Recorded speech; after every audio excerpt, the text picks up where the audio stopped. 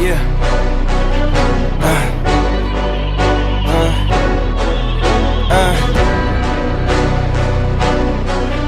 Yeah.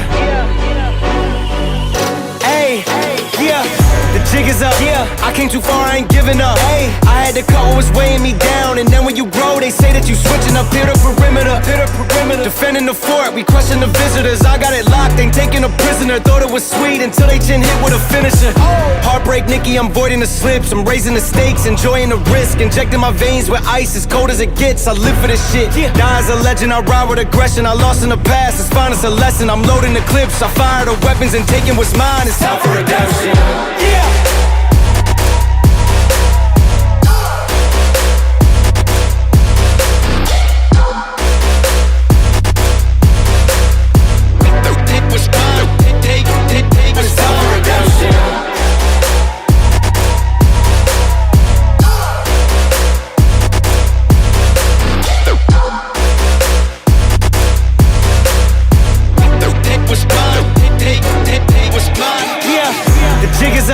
I came too far, I ain't giving up. Hey, I had to cut what was weighing me down, and then when you grow, they say that you switching up. Hit a perimeter.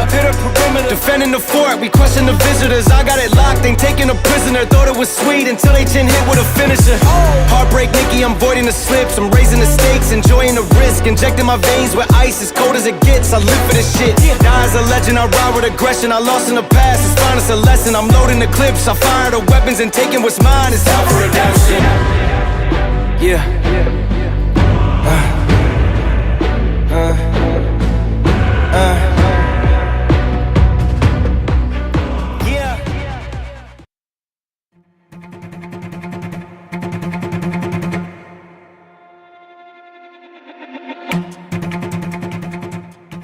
Matthew, What's up, Tim? what's going on, pal? Not much. Back from your vacation, and this is the second episode of FowlBall Talk for 2026. Tim Malarkey and Matt Trigger here, and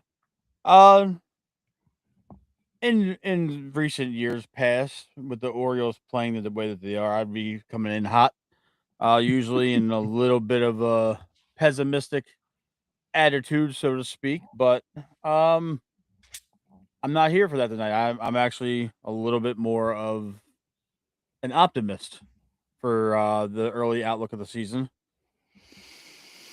Yeah, 6-6. Got swept them back. Evened it out. Yeah. Before we get into the logistics, and I know you got a ton of graphs you want to show for the stat guys. We'll get there. We'll get there. Prayers up to Zach Eflin, Tommy John surgery. He got that handled pretty quick. He got. It felt like it was like a 3 or 4 day turnaround from the injury to the surgery. So it was disappointing because Zach was looking to bounce back this year, and he had a rather good first 3 innings in his first start of the year. 7 Ks, comes out with discomfort, and when he moved to the 60-day DL, that was the telltale sign that was something horribly wrong. And then here we are now, and looks to be Dean Kramer will. Yes, Stephanie, yes. I'm trying to turn over a new leaf. I want to say this about the optimism thing that I led with Tim, and I know we're not going to get too far off topic here, but this is a very early part of the season. A lot of things are being worked out. A lot of kinks, lineup, switching up. Craig Abernathy needs to figure out what he's going to do and what kind of manager he wants to be and who he wants to have in what spot, what position. We still don't have Westy back. Who knows if he's even going to be back this year? Holiday should be back relatively soon. So we got some utility guys that are playing every day that weren't intended to play every day at the beginning of camp. So I'm giving the Orioles a lot more grace because they are still working all the kinks out. Drew, he did. That he did. Tim sent me a picture while he was sitting in line with the whole goodie bag like a damn kid. Sure did, yeah. First of all, I agree with you. Really sad about Eflin. He had 7 Ks, which tied his career or his season high from last year in his outing before, and that was he got pulled in the beginning of the 4th inning. So he looked great. I feel bad for him. He's been through some stuff, man. Double surgeries in under a year, and it just sucks. But the good thing is we have depth. We wouldn't have swept the Chicago series if Brandon Young and Cade Povich didn't step up to the plate. Cade came in 8 innings for us. That would have absolutely destroyed the bullpen had he not been able to do that in that spot there. And then Brandon Young got the call up and made a spot start and threw 5, I think, scoreless. So we have some depth. And we haven't even brought Kramer up yet. I think that'll be sometime late next week, or maybe one more time through the rotation, and then he'll plug that. I thought for sure he was going to be up. Yeah, well, he couldn't officially come up until today, I think. Yeah, so but I'm saying, like, I thought when that was, I thought of the earliest convenience when that was a possibility that he was going to be up in the, up in the rotation, because at this point now, you kind of need Kramer's stability that he usually brings. I know the early in the year is always rough, but to be 100% honest right now, Bassett is struggling to adjust. Bradish, his starts are rough early on. Well, I mean, I think, and what we saw last year was just a glimpse. He's coming off Tommy John, and it takes guys a while to get back to who they were. So, absolutely, I'm giving Bradish. He's got a little bit of a runway with me. Bassett, I think he'll figure it out. I mean, he pitched in the playoffs last year, so I'm not too worried about Bassett. I know that he's a veteran. He's going to get himself together. He's taken some unnecessary heat in the local radio airwaves lately about how he answers questions after his start, and they're saying that it reminds him of Charlie Morton, which is kind of unfair. extremely. And Bassett is people are equating Bassett to what we signed to rectify not signing Framber or Ranger, and that's not the case. Obviously, the team was confident enough in Bradish and Rogers, and by all accounts, early on, Rogers looks to be the ace that we were hoping he would be. What's going on, Chip? Thank you for tuning in. Yeah. We're 12 games into the season, bro. I understand. That's 4 series. I understand we're 6-6. I understand that it's a 500 ball club right now. A lot of guys aren't hitting right now. It's from the outside looking in, we're not a good baseball team. Or we're a mediocre baseball team at best. You got to understand, no Westberg, no Holiday in the starting lineup. You gotta give these guys a chance. Basayo is up here every single day. He's played almost every single day. Kobe Mayo is trying to play as best as he can at third base, given that he just started taking ground balls there essentially when Jordan Westberg got hurt. So I'd say that's 2 months that Mayo's been at the hot corner, and she did. Well, I'll give that to her. It's just there's a lot going on. Blaze is playing every day when we thought Blaze was going to be the super utility guy. Jackson's playing a lot of innings. They're still trying to figure out O'Neill and Ward and Cowser and all those guys in the outfield. We're not used to having a below average defensive team, Tim. And I think people are kind of frustrated at that because they've been used to superb defensive play and below par offensive play. And it seems to be they're not balancing each other out right now because there's 3 positions in the field right now where guys are playing out of position or below average. Brandon, I'm 37 now, brother. I'm closer to 40 than I am to 30. Just celebrated my birthday a couple weeks ago, but yeah. You kind of led me in just to what I'm still very optimistic. I'm not lighting a fire or anything yet. I mean, I think that there's a lot of concerning I guess you could say, smoke signals that things that can be addressed. You know, but to Brandon's point, what I was going to get into is that these guys just got to relax, go out there and play baseball. But also, we as fans have to remember that it's a brand new clubhouse. There's a lot of new faces in there from top to bottom. There's a new manager in there. They've seen contracts get signed. The What's going on in that clubhouse is vastly different than what's been the story and what it was last year. And it's going to take these guys time to adjust. I think Gunnar is going to go on an absolute tear this year. He looks to form. It's the power is back. Clearly, he was hurt. Clearly, there was some kind of, something bothering him, a pain in the neck last year. He looks absolutely to form.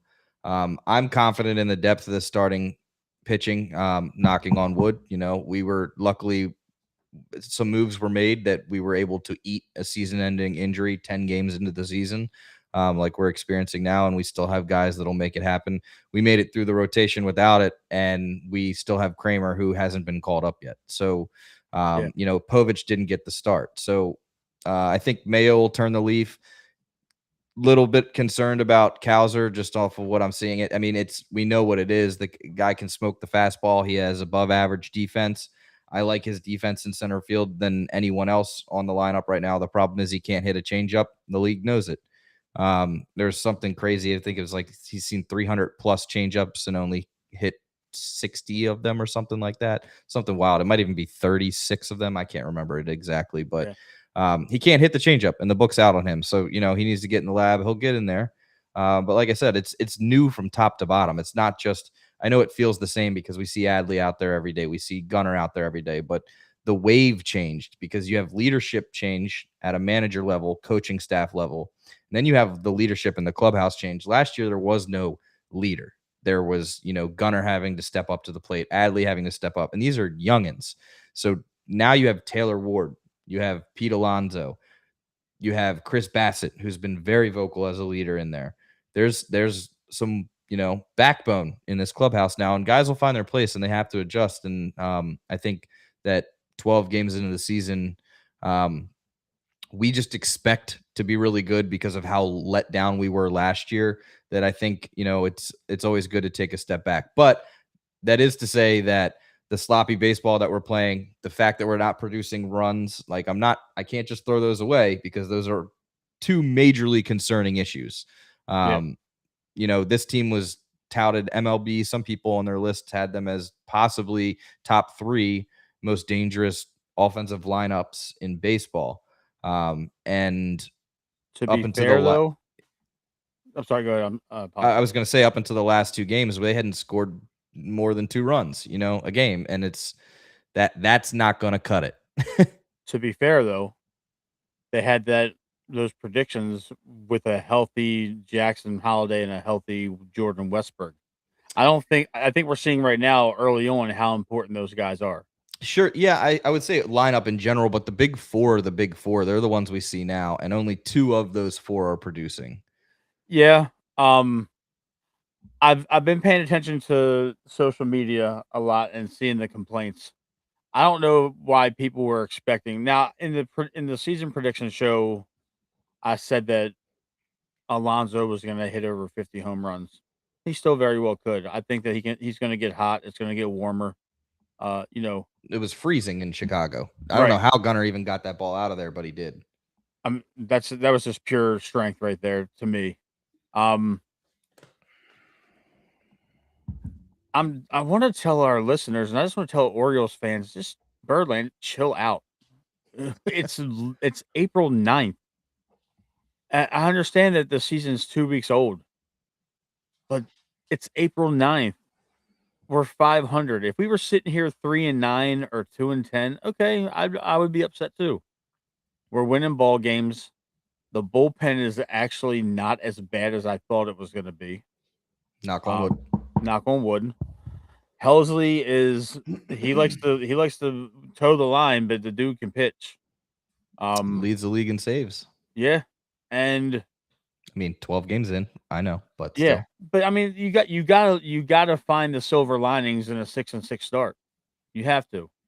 There's a lot that we're gonna get to in terms of the analytical side of this, but just for the emotional side and the frank nature in which I attack the show, um, you have to really take this all with a grain of salt. There are going to be ups and downs all year long.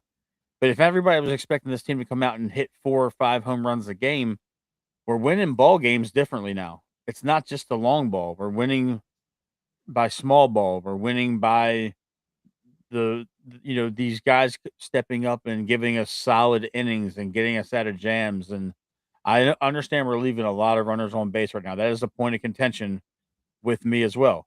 We're leaving a lot of stranded runners right now. And it it's a you're right, Steph. I get it. It's a pattern. But it's a pattern where they're piecemealing the defensive lineup almost every single day. You got to figure out if you're going to play Blaze at second or third, or they had him at short the other day and they gave Gunner a DH day. You know, you, they're working through a lot of things, and I'm normally I'd be losing my mind right now.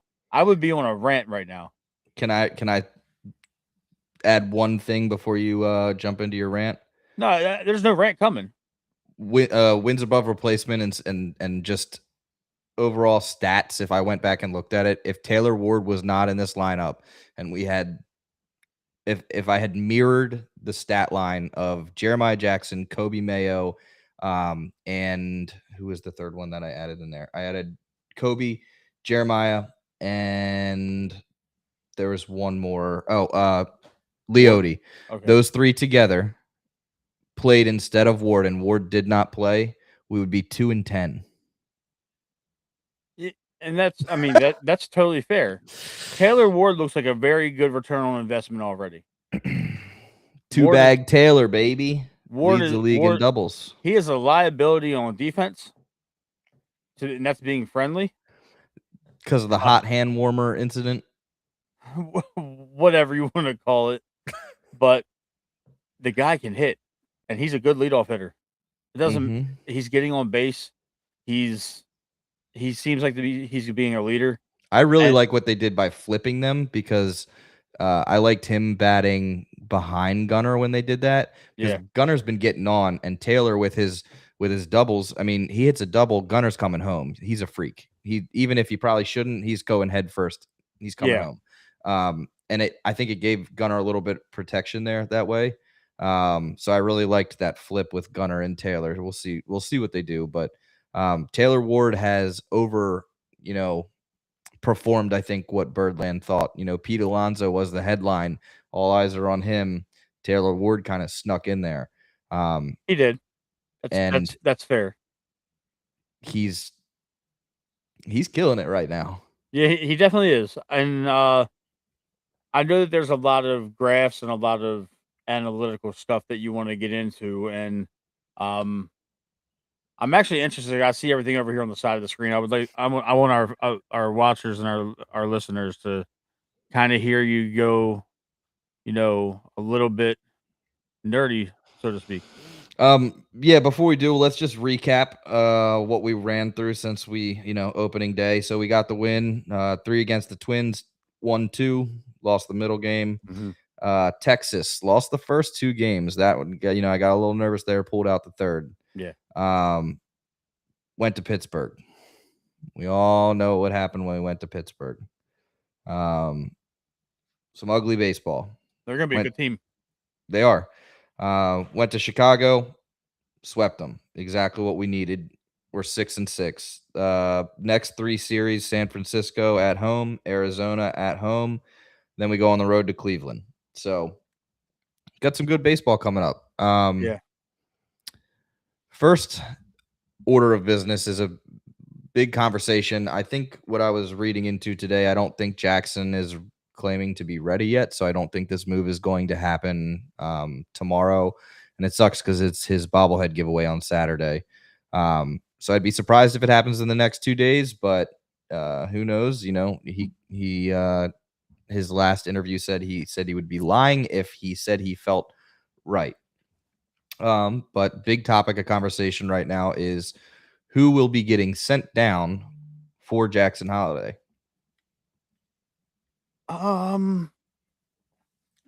Obviously it's not Blaze.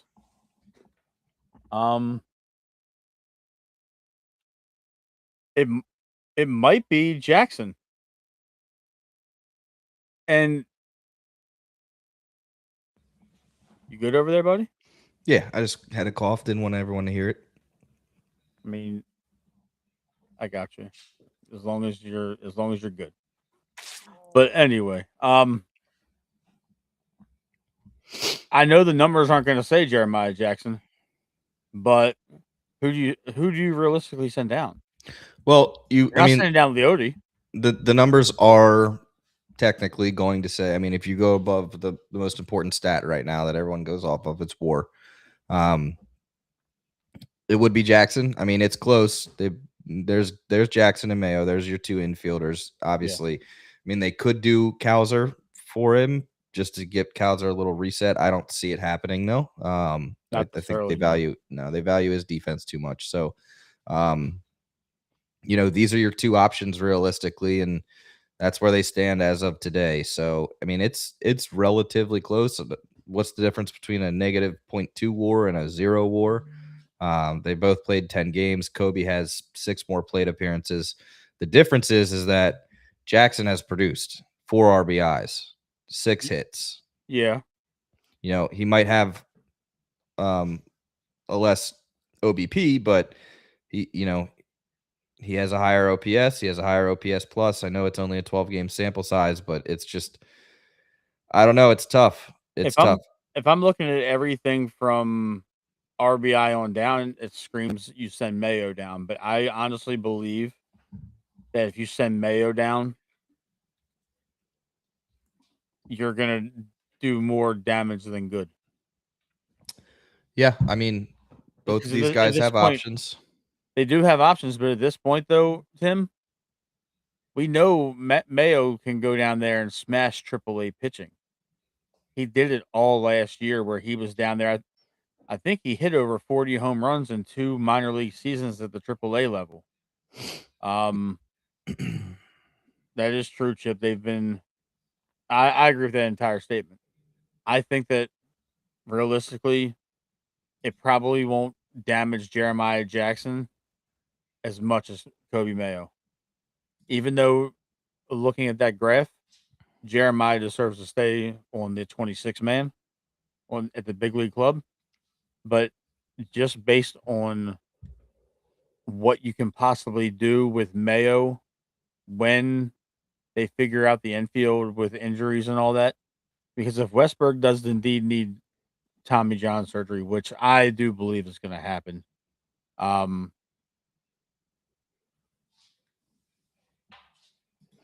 I mean, it to that point exactly. It's just it's a tough situation. I can see each decision. I can see it being JJ. I can see it being Kobe. They both have like relatively close pros and cons. I think what Kim brought up though is a very good point that they don't seem willing to play Blaze at third. I'm sorry, they don't seem willing to play JJ at third base every day. So if they send Kobe down, Blaze is obviously going to play third base every day. We saw his web gem highlight reel grab down the baseline with the throw out at first. He has the skill to play there. That's you're putting your utility player to have to play every day at third, and then your backup so-called utility player is Jeremiah Jackson, who they don't seem willing to play at third. He seems like he's an up the middle guy. Definitely. But my other side of the argument is what JJ brings you value by being a utility up the middle. Blaze ain't going anywhere. He's been arguably the best 5-star right now. Yeah, exactly. And then what value other than third base does Kobe Mayo bring you?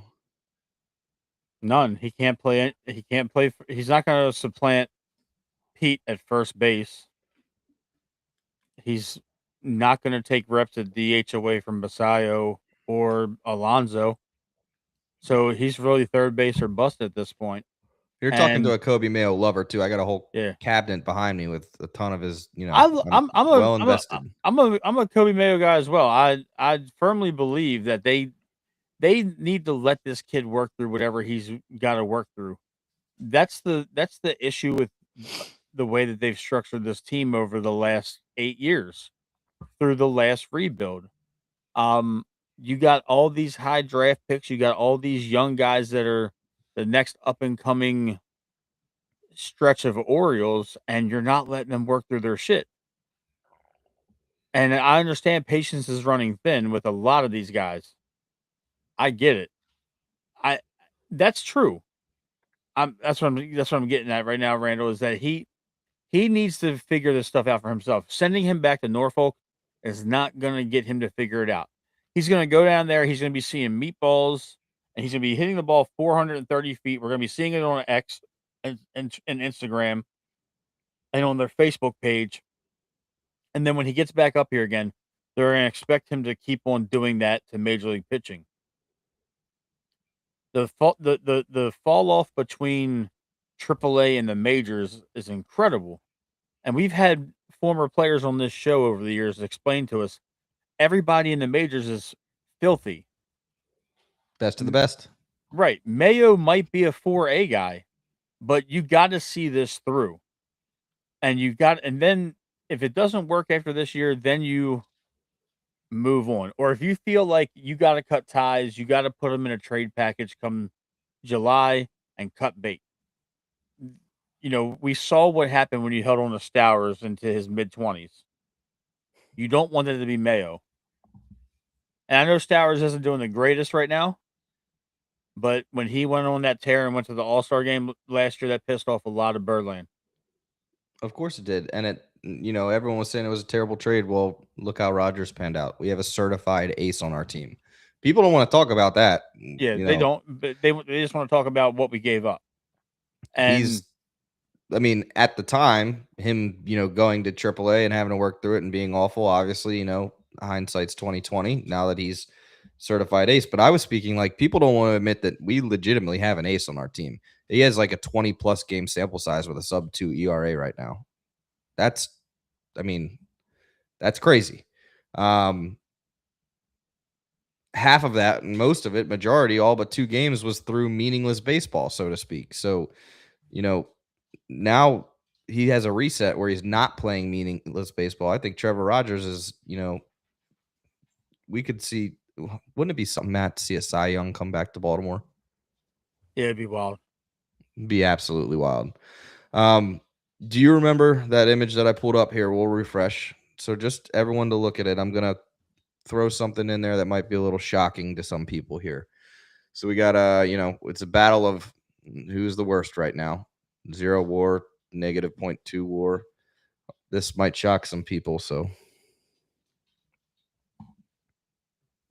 Kowser's getting a lot of hate right now. But I want that to be checked out. I don't think people realize what's happening right now. I mean, this is apples and oranges, though, Tim. To me, it's apples and oranges. The guy on the right is 21 years old. He just got up here on a full-time basis. He's got to work through his shit too. Colton Cowser is the one that alarms me because you're seeing the 182 batting average, 4 hits on the year. We're 12 games in where you get roughly 3 at bats per game. So, it says he's got 27 plate appearances and he's got 4 hits. I understand Basayo's got one more hit, but he's got 7 more at bats. Look at their batting averages. Yeah, their batting averages are terrible. And all those numbers are, quite frankly, not that good. But you got to give Basayo grace. We've given Colton Cowser grace for 3 years now. He's gotten a lot of grace from this fan base, and a lot of people love him for the Cowser corner or the Moose section or whatever. He's a likable guy. He plays great defense. He has the entire look. This was in reference to Trevor Rogers, by the way. Yeah. He has the look of what you want your outfielder to be. The size, the speed combo. Carey, I get it. I get that. We're in win now mode. Mayo has had chances, but he hasn't had as many chances as guys like Kauser and guys like Kerstad and, you know, that Adley, even though Adley's having a hell of a year so far, Adley's had a lot of chances, but he should have. He was a 1-1 pick. He was the first overall pick in a draft. Yep. You know? So you're talking about Basayo and Mayo not getting a chance to produce and win now moments. To be fair, nobody on this team is producing outside of 3 players. A third of your lineup is producing right now, and the other 10 guys that can play every day for your 13 and 13 split on the 26, they're not producing either. So if you're going to hold Mayo and Basayo accountable, you need to hold everybody else to the same standard. Why Well, is and that's the Tyler thing is, O'Neill not producing? well, I don't Why think I haven't seen any hate really for Basayo, and that's why I think that this might be shocking to most because my timeline is filled with hate for Colton Cowser. And I know I get it. He can't hit a changeup right now. I'll say this. He'll work through it. I get it. It looks bad at the plate because at least Sam, it doesn't look as bad. He does look a little lost right now, but everybody does. The Cowser hate is more in tune to the love everybody had for Cedric Mullins. And he was the immediate replacement to Cedric Mullins. Think about this. Seti was here for almost a decade. I get it. The ages are different, but Mayo realistically came up halfway through last year for the first time, almost to the end of last year. He has less than a half season sample size. So give him a full 162 at least to let him work through his struggles. Now, if he's hit, do we have commercials? I cut it. Continue. Oops. If he's still hitting under 200 come June, mid-June, I will understand the frustration at that point. But what other choice do we have right now? Because if you play Blaze at third and you play Jeremiah at second, we have no utility man. There's none. Mayo is not a guy that you can slap in at short, slap in at second, put him at first and third, possibly a corner outfield. And then you also don't have. I mean, you have Ryan Mountcastle still on the roster, but where can Ryan Mountcastle play? First base. First base. He was a shortstop when we drafted him. Half the players on our team were. Right. So, first baseman by trade. In this entire process of figuring out Mountcastle the last couple of years, they never once thought to throw him in the corner outfield to let him take outfield positions, let him take fly balls and ground balls in the outfield. They never thought to let him take reps at third base. So it's their fault in ways. I know it's not this coaching staff per se, but it was a miscarriage of justice for him in the sense that the last coaching staff never made him multifaceted the way they made other players do it. He might not be able to do it, but you got 3 first basemen right now on the team. 4 if you include Mayo. I think they all just need to take a step back and play baseball. I listened to an interesting interview with Taylor Ward, and he was talking about how, and I've said this before because we've heard it from other players, how when he got to Baltimore, he was overwhelmed with the amount of data and information and stuff that the team is providing to them about their swing, about their opposing pitchers, about what they're going to face, about how they run on their base paths, all of this stuff. And I think it's interesting that a guy comes from the Angels and says, hey, when I got to Baltimore, it's been light years different. All this information they're feeding me. Now that makes me question. That's coming from a veteran, right? So you have a veteran that's coming here, who's already knows how the league works, knows what he's doing.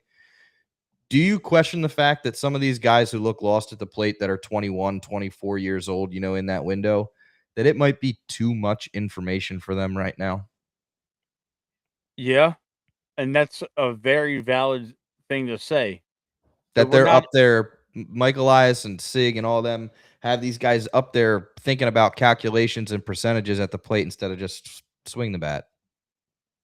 we're not in that kind of baseball era anymore. That's the other side of the argument. And I'm a We're, stat guy, so and the thing is, I'm a traditionalist. More baseball isn't the baseball is. Yeah, I posted that. Chip, you're right, and I understand that. But the thing is, not letting him follow through with it has made him less useful to the team to where he can go out there in a pinch and at least be knowledgeable in that space.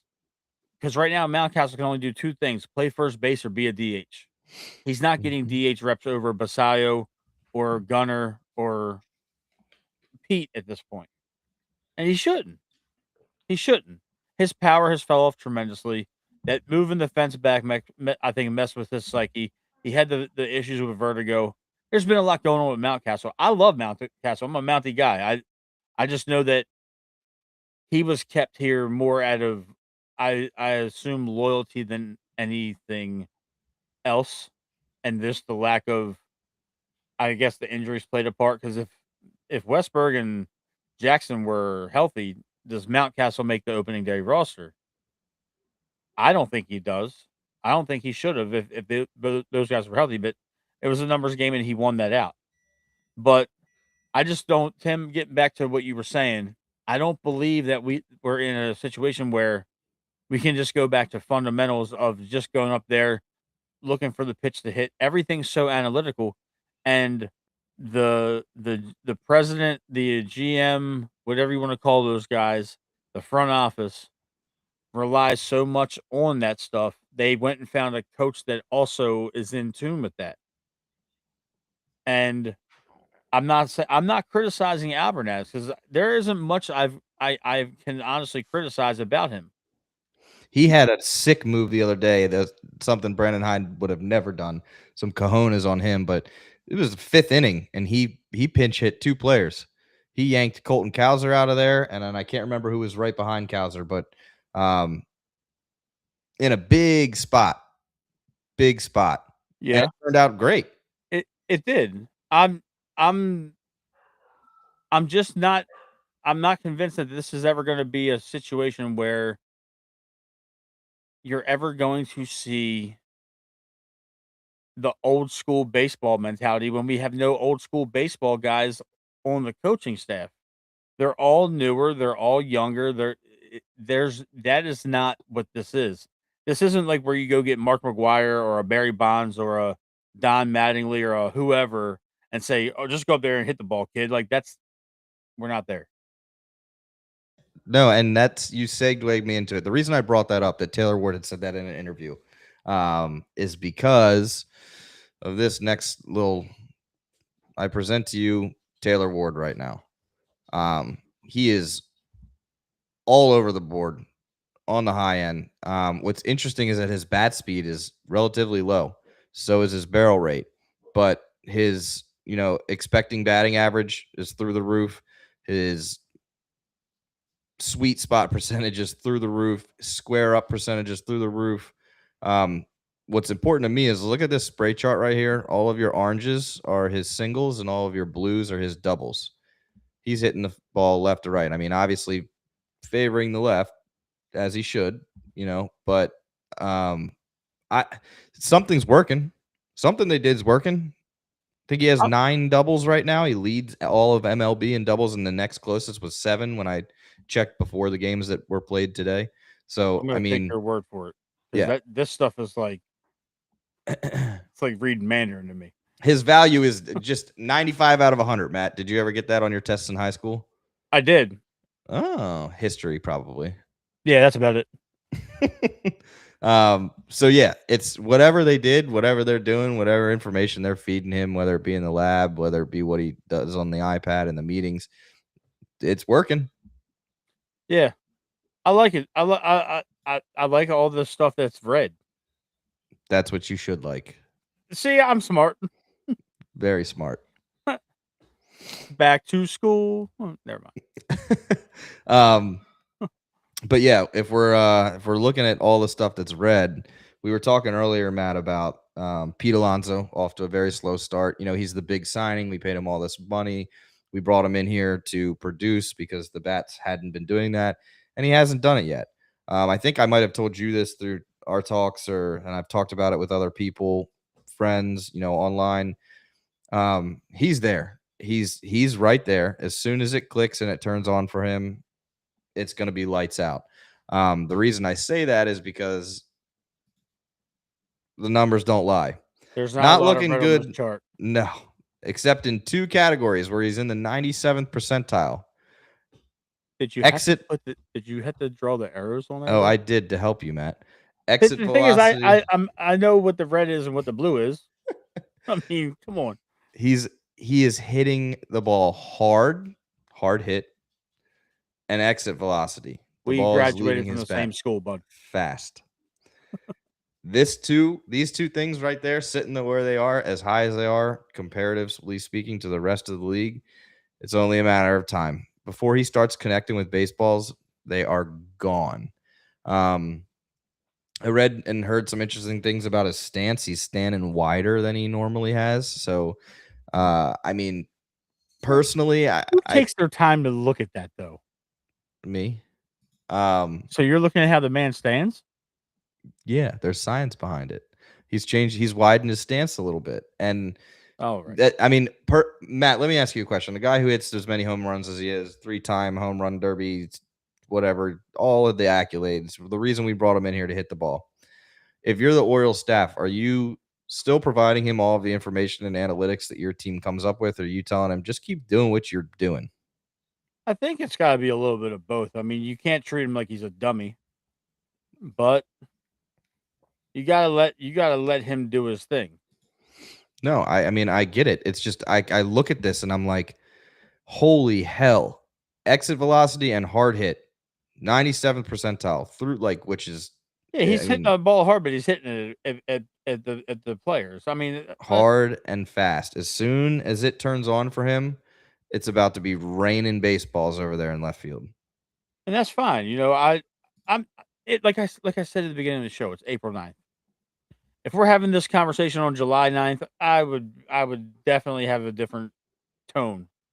But I saw a comment when you were showing me the graph with the arrows for myself. Mm-hmm. Um,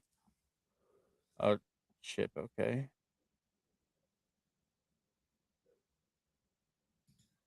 Yeah, and that's another caveat to this whole situation. Albernaz is going through trial by fire.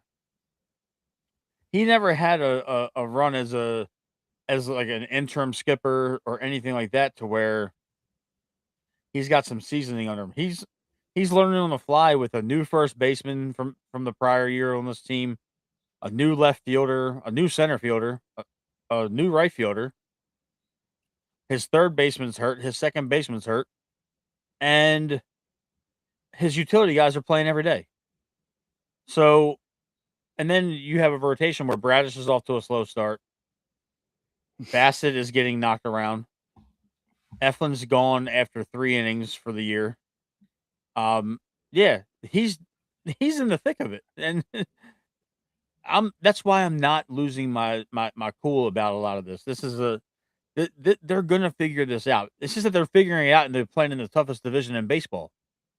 You know, everybody's good. The Blue Jays are good. The Yankees are good. The Red Sox are good. Hell, even the Rays are pretty decent. Like Red Sox are booty right now. yeah, they're booty right now. But I'm saying, like, I'm talking about long haul.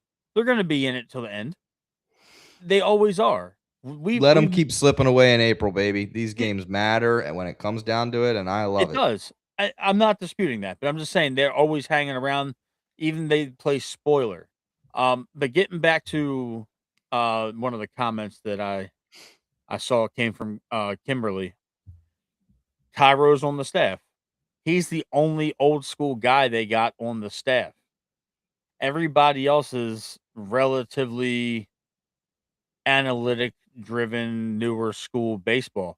And yeah, Cairo's on the staff, and I love that Cairo's on the staff, but he's the only guy in that entire room. I don't think he has that much sway. I don't think any would at this point because Albernaz has still got to assert who he is on this coaching staff as the manager. So that's just where my thought process. It stuck with me when you were, you know, doing the charts with the red and the blue and the spray chart and all that cool stuff that you like. Um, yeah, I just wanted to address that comment before we moved on. No, you're fine. I mean, the big thing that I want to see when we huddle back next week after a couple series is I'd like to see Pete get a hold of a couple balls. I think there's probably no bigger moment than for Pete to hit one would be tomorrow night, first Friday night game, City Connect debut. I love them, by the way. Yeah, we have to, of course, touch on these guys, but the team store was stacked with them. You like these? There's it's pretty even online what I'm seeing. You know what? The first City Connect didn't really pay homage to anything Baltimore, and I'm all Other for than it. the map of the neighborhoods. Yeah, the map of the neighborhoods is cool. Like, I'm I'm one of the guys. I'm a person that loves this city and loves what it's about. I mean, I got everything tattooed on me. Like, I got everything. I got a whole Baltimore sleeve. I got the skyline on my back. Like, I live this city. I love this city, and I love everything that's in it, good, bad, and indifferent. But um, the green to match the seats and the original Oriole bird incorporated in there, and they still kind of made it modern. I love it. I think it's going to sell like crazy. I'm hoping to get my hands on a hat tomorrow night or something with, you know, Do you the like the B or do you like this guy? I like both of them because the B reminds you of how it's from the original seats. The seats and then the old ticket stubs. I got one Yeah. in the closet behind me here, but Yeah, yeah. I'm all for it. If you're gonna do this whole City Connect gimmick league wide, make it good because I really didn't like the all black. I mean, if you were gonna do the all black, you should have made it a little bit more about the beginning Orioles and not, you know, a collage of neighborhoods and Yeah. the digital camo print. I wasn't feeling it. I never bought anything from that era of the City Connect. I personally like this stuff though. I think they did a great job.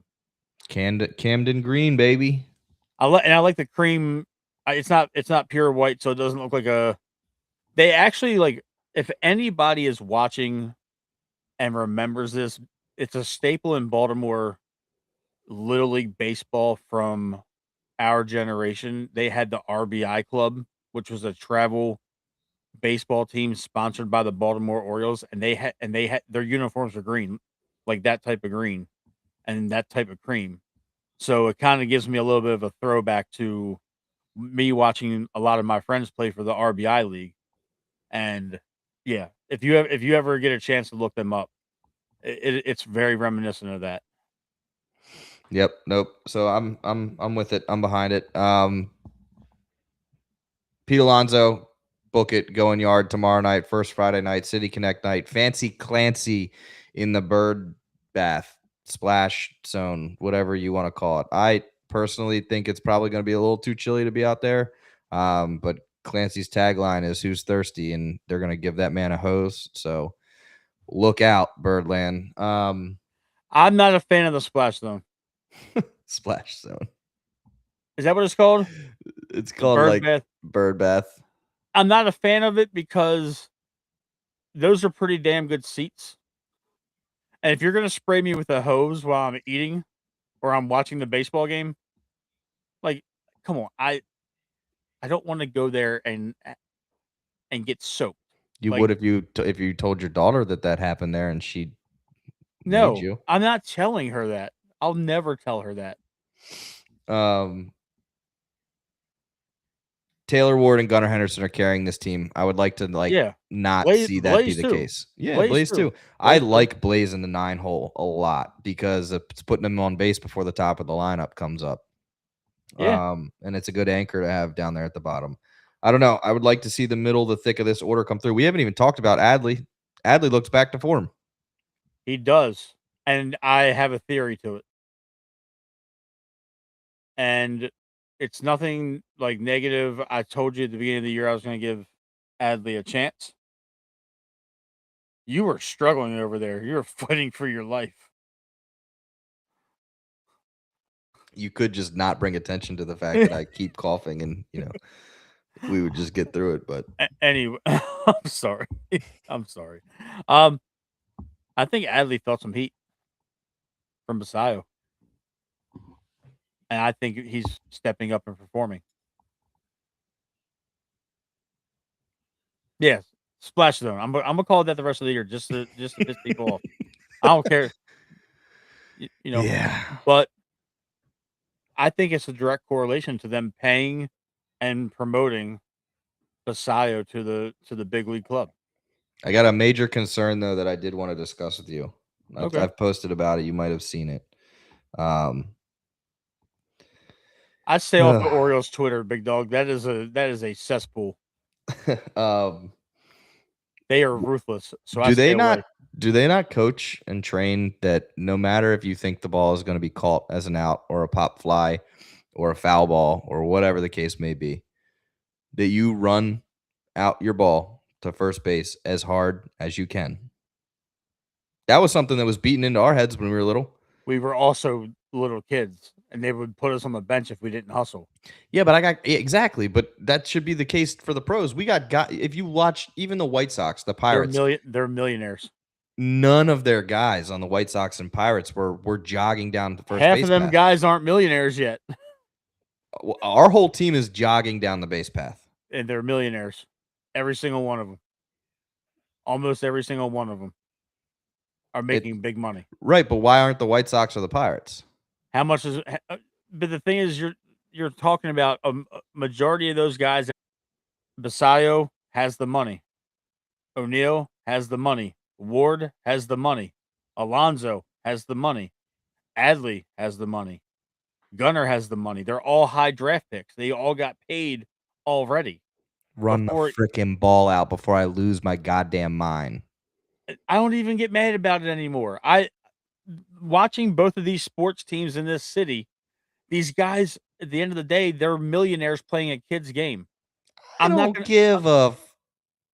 understand that, but I've accepted that in my soul that these guys aren't going to put out the effort that we want them to, because at the end of the day, that paycheck is still going to be the same.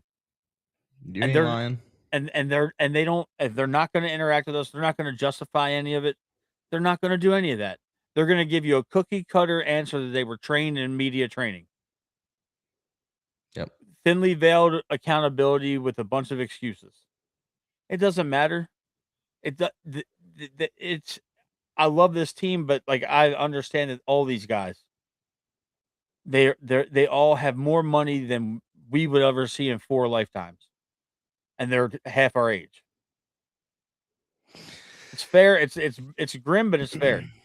What do you want to see change between now and our next episode? Not to be 500. What are we talking? I would like to see him take 2 or 3 from the next 3 series. Get back on track that way. Yeah. Nope. You remember what I preached all last year? Take 2 of 3 from every series.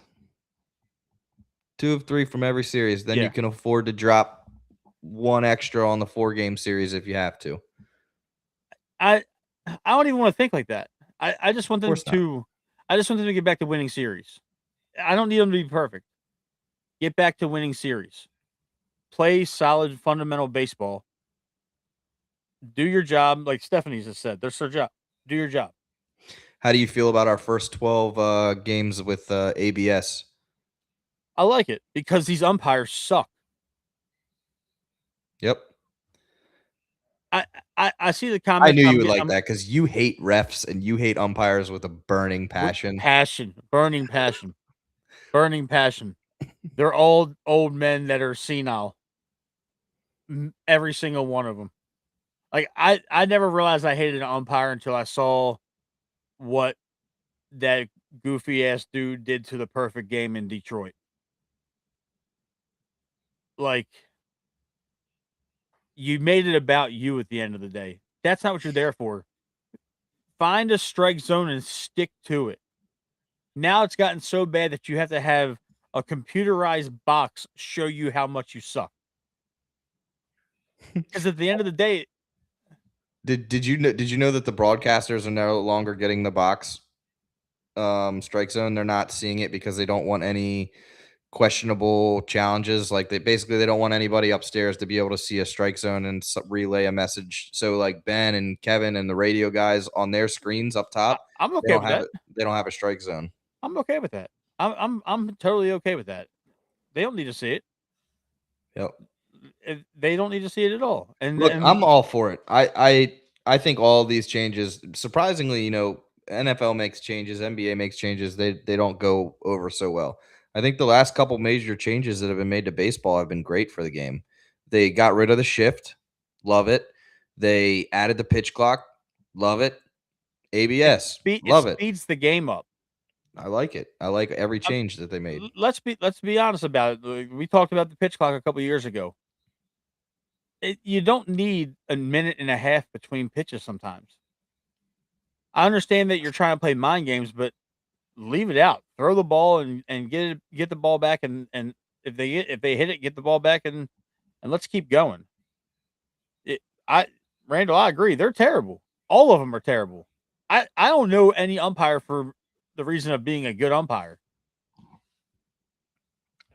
This is what I was alluding to when I was asking you what you expected over the next couple series. Because if that's the one loss, that's fine with me. It's coming. Yeah, well, they got to start hitting the ball because 2 runs ain't going to cut it. They have to. I like this from what Stephanie just said. They're whining because they feel like they're being held to a higher standard. They should be. They're the only people in the world that are paid to umpire professional baseball games. They're not making $60 at a rec league. They're making a lot of money, and they're holding the fate of some of these games in their hands. You cannot be liberal based on who you like and you don't like. This isn't a personality contest. If your strike zone is armpits to knees, it's got to be that for everybody. I know that I only played rec ball and travel baseball at the high. That's the highest I ever went playing baseball. But I was a pitcher before I blew my arm out. I was a pitcher, and there were certain umpires that their strike zone was the letters to the knees. There were certain umpires where the strike zone was the bottom of the letters to the ankles, as long as it crossed the plate. And then there were certain ones where I felt like it was belt line to numbers.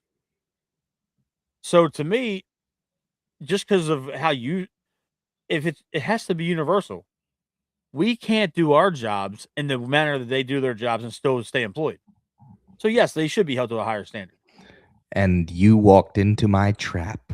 That's fine. I've read the comments, and I'm unbothered by them because they're entitled to their opinions as well.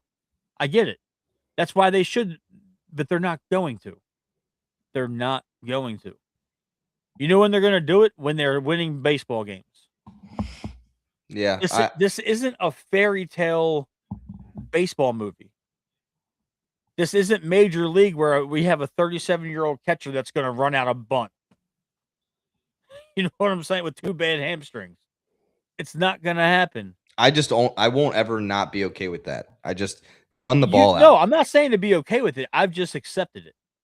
Oh, you personally have accepted that it's just going to happen. Yeah, I'm not saying that everybody else needs to be okay with it, but I've personally accepted the fact that I'm going to equate this to the the Ravens. Red Sox fan alert. That's fine. Oh, what's up, Drew? Yeah, Steph, I know I was proving your point, and that's perfectly fine. I'm going to equate this to the Ravens for 1 second. Marlon Humphrey's tone deaf. He's a $20 million cornerback. He gave up almost 1,000 yards and 8 touchdowns in the air this year. for somebody that was an All-Pro the year before, that's horrible. And he's sitting on his social media talking about we'll get him next time and making jokes and talking about food and all this goofy shit. Kyle Van Noy too. Like I equate those guys to they're millionaires. They really don't give a fuck. They're millionaires. They're playing at the highest level in the world. They're some of the best athletes in the world. But at the end of the day, they're going to go home and cash that check every Monday. And they should give effort because we're the ones paying their salaries. But it's not going to happen. I'm just going to go sit on the first baseline with a sign that says run the ball out. You know, the last coach that these guys ran the ball out for was Buck Showalter. Mm-hmm. But Buck Showalter is not walking through that door. Albie will get there. He's got to earn respect first. It's not that kind of team. We've talked about this in plenty of episodes in years past. We don't have Mark Kakis. We don't have AJ. We don't have JJ Hardy. We don't have those type of guys that make you give a shit. Not yet. We don't know that about this 2026 Orioles team yet. I want to see Chris Bassett lose his mind and rip a bullpen phone off the wall.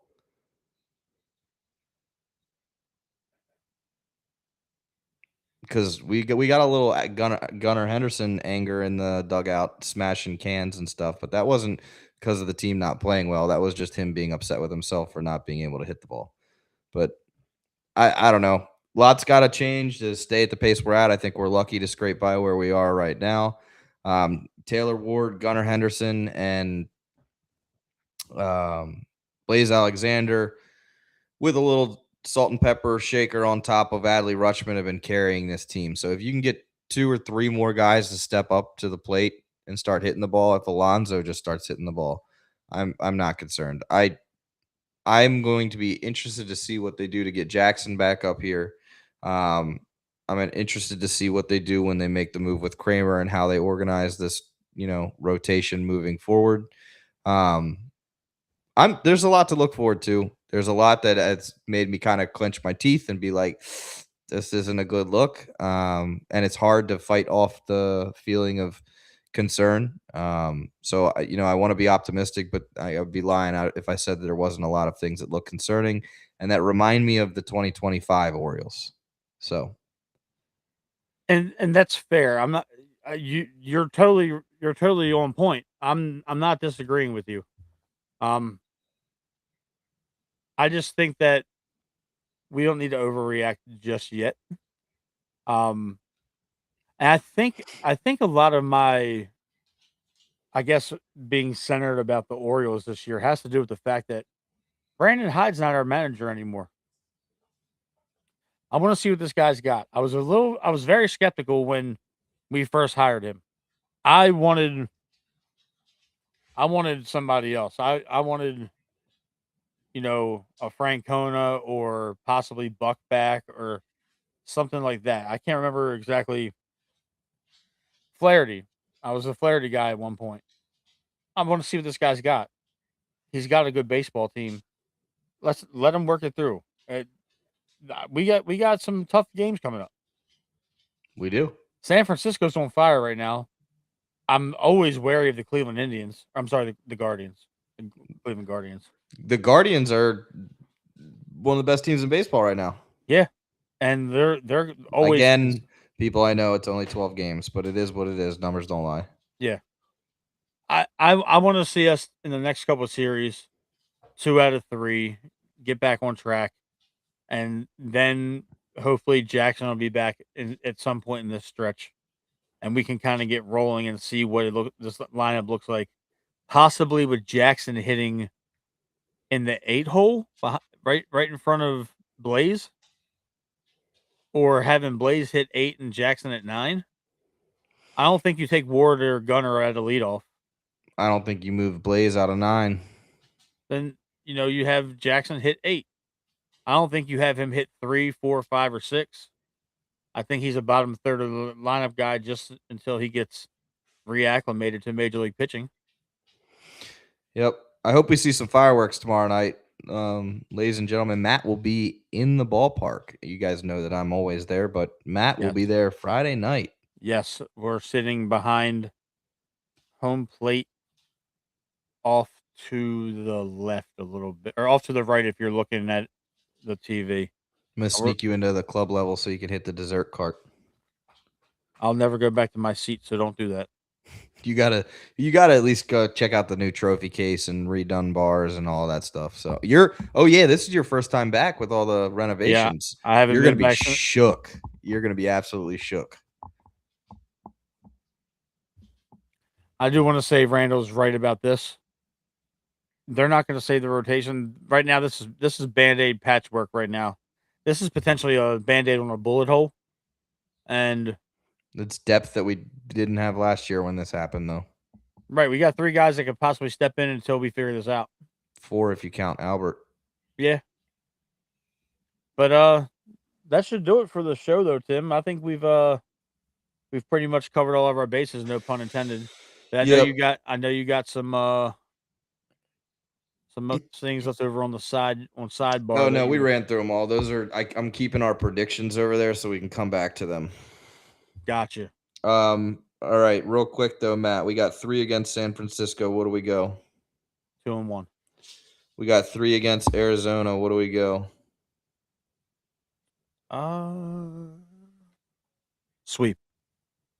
And then we got 4 at Cleveland. Split. All right. I like it.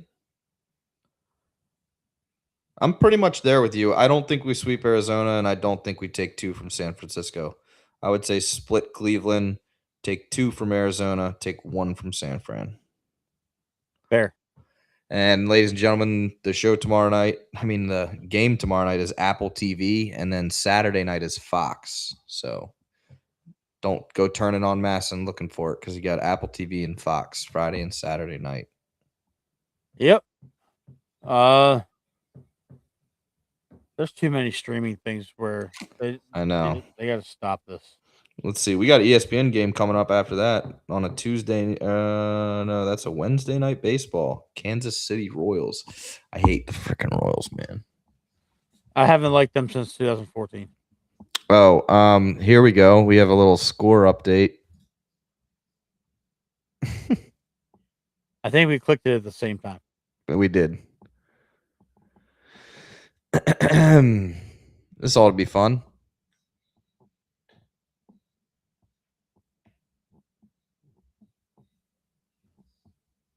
Yeah. So, all right, ladies and gentlemen. Matt, you want to wrap us up? Yeah. Thank you everybody for tuning in first and foremost, and the engaging comments. Really trying to not overreact to the early start.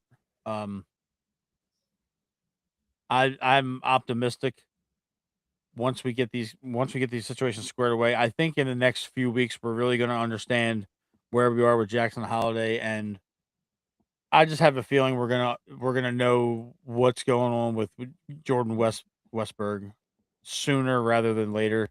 I'm anticipating a done for the year.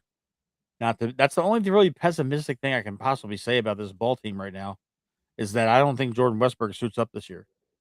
And that was in our prediction show. But I don't have faith that they're being upfront with us. It's alarming that he's on the 60-day and he has the same issues that Eflin had, and Eflin got it taken care of within a week. Thank you, Randall, for tuning in. It's always great seeing you guys comment. Yeah, man, I'm taking it home. I think we come out of this with another 6-6 stretch at worst. I'm not sweating this. Somebody's gonna ignite this team.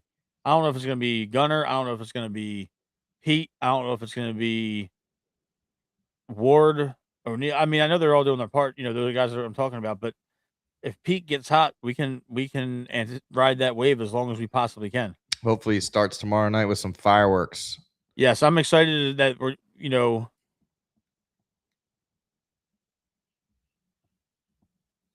I mean, Chip's right. Mm-hmm. Yeah, we will be. I don't think I think right now with Rodgers and Bradish, you still have a chance for 2 wins right off the bat whenever they're pitching. I think Rodgers is almost a I don't think Rodgers is we've lost a game that he's pitched yet. We have not. Bradish was roughed up early, but he settled in. He can clean that up. We're in good shape for those guys. Bassett, hopefully he shakes off whatever he's got going on. But yeah, that'll do it for this episode of Foul Ball Talk. We will be back next week to cover some of these series here. We might be back after the Cleveland series. We are going to figure out our shooting schedule. Vacations are pretty much done with for the time being on both ends. So yeah, Tim, go ahead and roll it, man. Thank you everybody for tuning in. We will see you guys next week. Can't wait to see the game tomorrow night, man. These new uniforms and the fireworks. Time. Go. Folks.